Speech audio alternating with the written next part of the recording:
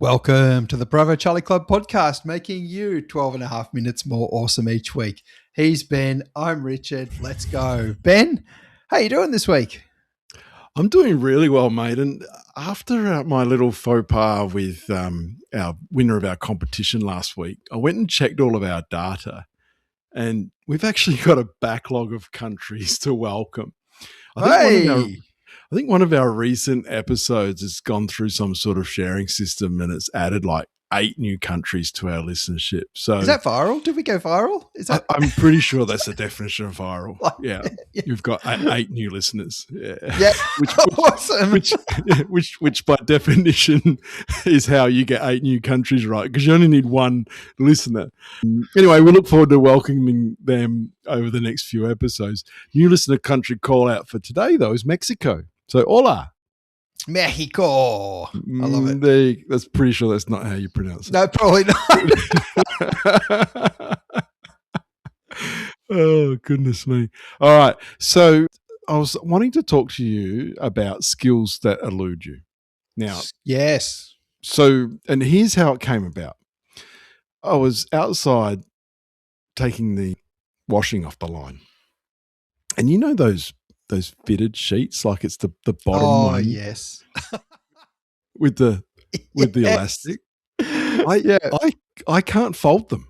I don't know if that's a seriously dark art that Harry Potter would have to be able to solve, but I genuinely cannot fold them or work out what you're supposed to do. I could see some classic Jim Carrey sketch or Tom Hanks in his comedic prime, and I could see them trying to fold a fitted sheet, just like crumpling it up and like you can't fold them. I think they're unfoldable by definition, because it just ends up in a crumpled ball, right? It is. It's ridiculous. Whatever your best effort is. Yes. They need to come with a health warning. Yeah. Good brownie points, so Ben, getting the washing in and trying to fold the fitted sheet. Nice work. I was having a crack. Hey, look, but for me, a skill that absolutely has eluded me, and I'm talking, I was going to say years, but decades. Okay. It's solving the Rubik's Cube. Now, this isn't like someone's handed me one once and I've had a go and couldn't do it. I've bought books. Yes. I've done online courses. I've watched YouTube videos, and you know how to solve it, and you've shown me, and I still can't do it. I think I've solved it once, and here's the point: it got so frustrating for me that I actually moved it off of my bucket list. And if that sounds weird, that's solving the Rubik's. There we go. If someone thinks that solving the Rubik's Cube on your bucket list is weird, well, I'll own that. But I've moved it to my someday maybe list, because I'm just like, nah, this is just. So that's not sort of a solution.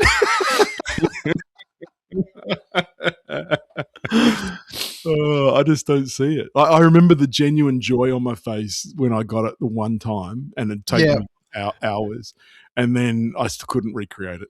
So I've got it. No, I don't have it. Yep.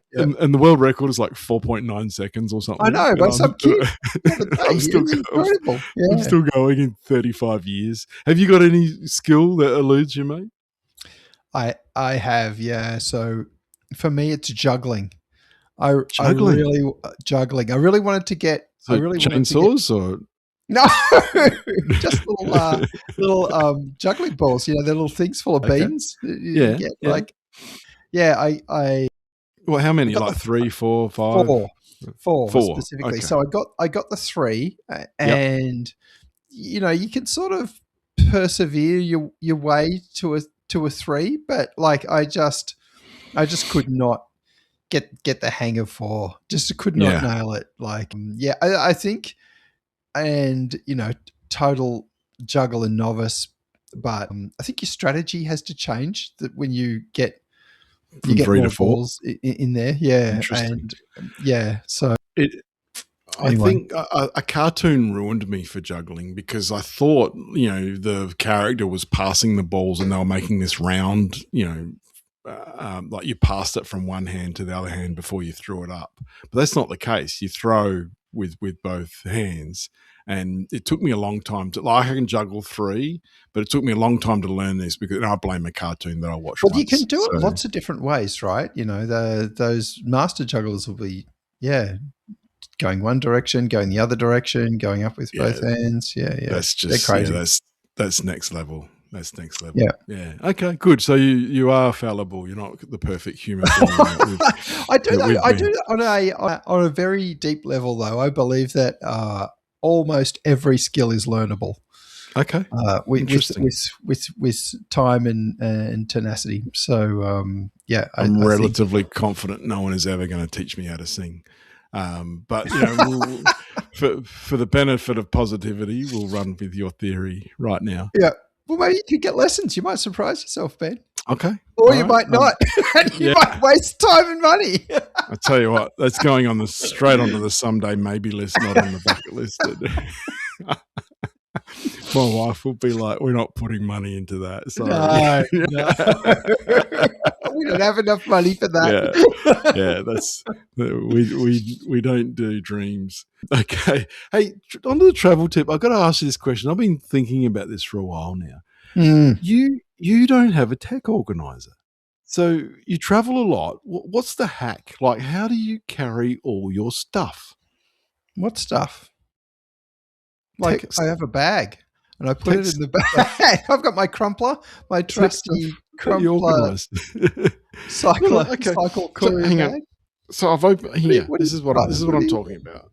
So, I've got my spare mouse, my HDMI cables, C to just C. For the people at home, what do you hold? So you're holding up like a. How big is that? It's like a book, and it'd be probably A5 size. And maybe 2 inches wide or 5 centimeters wide. In there? You've got I saw like 3 or 4 different cables. Yeah, it's a mouse, HDMI cable, spare remarkable pen. I've got a Sharpie for signing autographs that's never been used. USB-C. What do you use the HDMI cable for? Didn't that go out like HDMI? Look, for me, I can never get the hotel a streaming service to work properly. They're horrible, notoriously horrible. So I just pull the back of the TV off and plug my HDMI cable in it and watch my movies direct from my laptop on the big screen.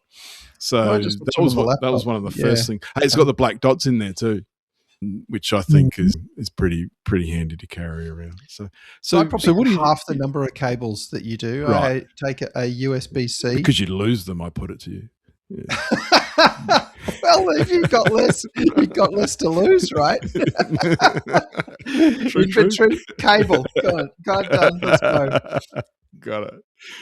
And I think a charging brick. So that's it. And I've got a USB-C to Lightning.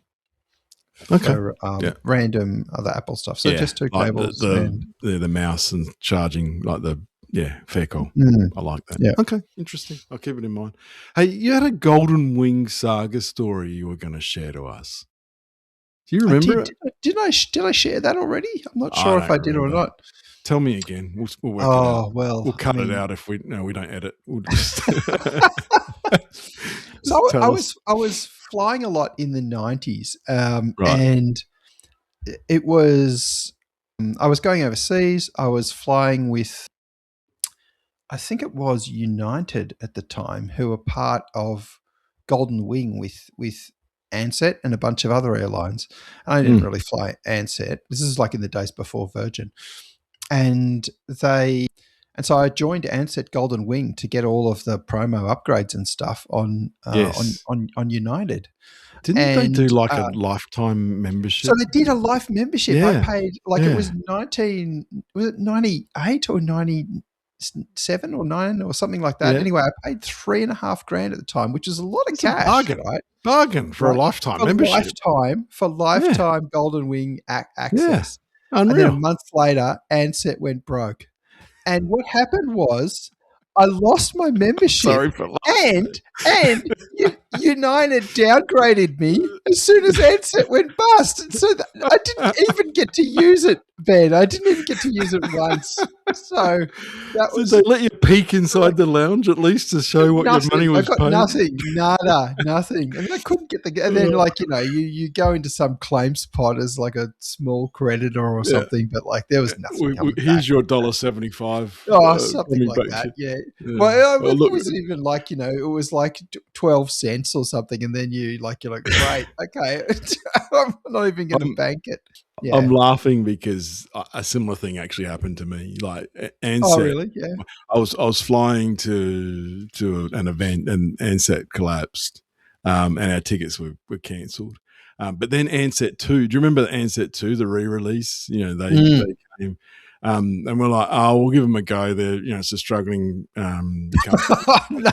Trying to support them. Again. So we bought them and it collapsed.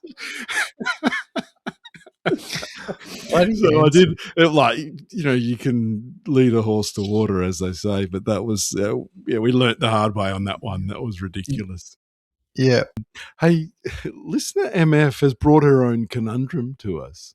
Oh, I love it. And she said, now, I don't know if you've covered this, but what's the go with using the provided soap and shampoo in hotel showers? So that's interesting. You know how they have those pumps in there? There's usually 3. There's a shampoo, conditioner, and body wash. We've talked about soap bars and recycling, but what's the go with the pump bottles? It's a really interesting question. Any thoughts? Where do you sit on that? Well, I use them all the time, actually, but they make all the bottles the same, and they make the printing on the front illegibly small, and they all look the same when they're lined up in the shower. So I've got to go on there, like, because you're not going to wear your glasses in the shower. You're got to go on there first, read which bottle is the one for body wash, right? Because I'm not going to use shampoo or conditioner. Yeah. For the readers on the podcast, I am bald. and so it's body wash. So I was just going to find the body wash one, and then I'm good. But I mostly use them. I find them generally to be okay.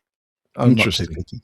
Yeah. I don't use them. I don't use hand shampoo and conditioner like you.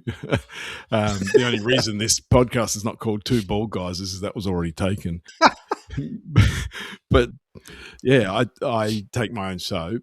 I've always carried my own soap because I just try to be as environmentally friendly as possible. The one time I do use it is if I've packed away all my stuff and then I have to wash my hands. I have to lean into the shower to get some body wash so I can wash my hands. That's the only time I use it. But interesting call out. I think it's a good thing. I think it's a good thing that they're doing. Hey, the conundrum of the week this week, arising out of the Vietnam War, the term freedom bird was the plane that took soldiers away from war zones and toward, if not directly, to their own homes.